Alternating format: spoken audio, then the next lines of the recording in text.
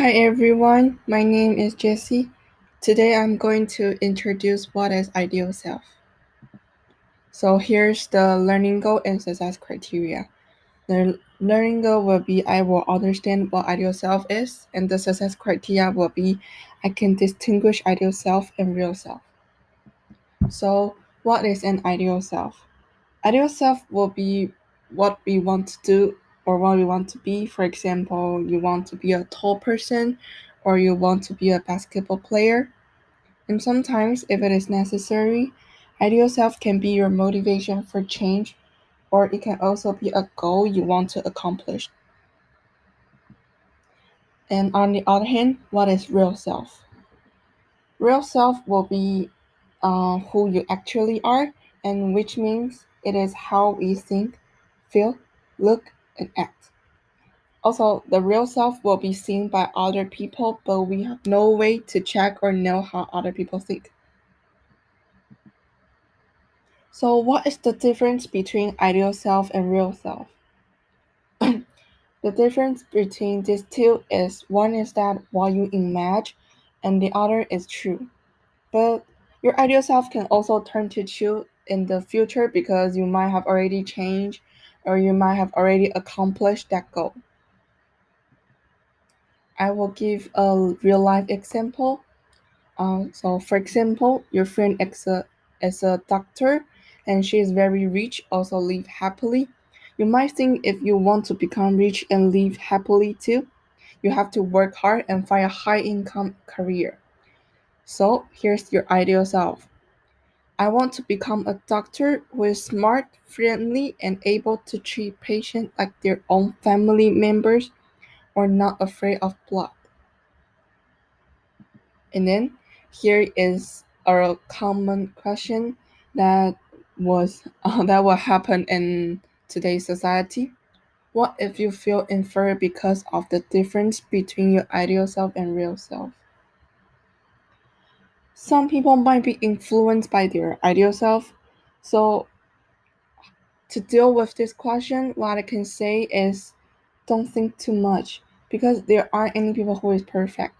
People are always trying to become better and better, which means nobody will be 100% perfect.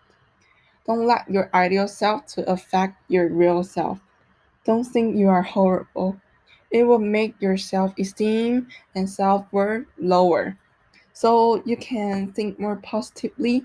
You can think maybe other people admire your real self, and that will help a lot. And here is an activity. So I will going to explain this activity and I will give you an example.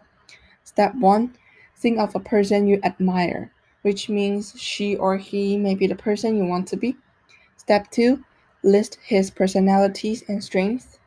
Step 3, list your personalities and strengths. Step 4, compare and see if there is any difference. Step 5, after you finish, you can put the answer under your personal profile.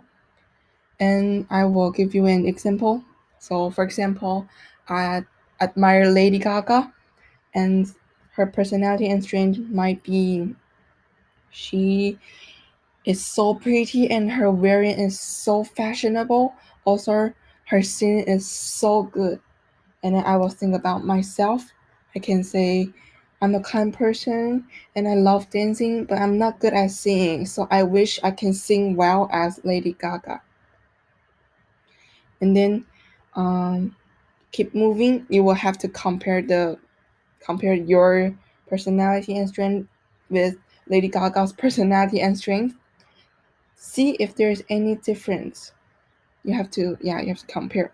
So through this activity, you can realize your ideal self and real self. But don't be dissatisfied with yourself because everyone is a special individual.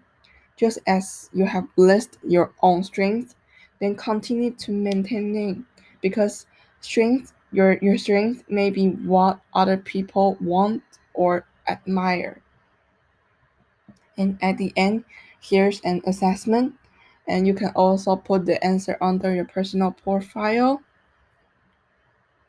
The first four question might be you have to answer it is an ideal self or it's a real self. And the fifth question will be, how do you help people who feel dissatisfied about himself or herself because she or he is not the person they want to be? You can give your own opinion or also give some fact that I have said in the PPT. And here is the reference. Thank you.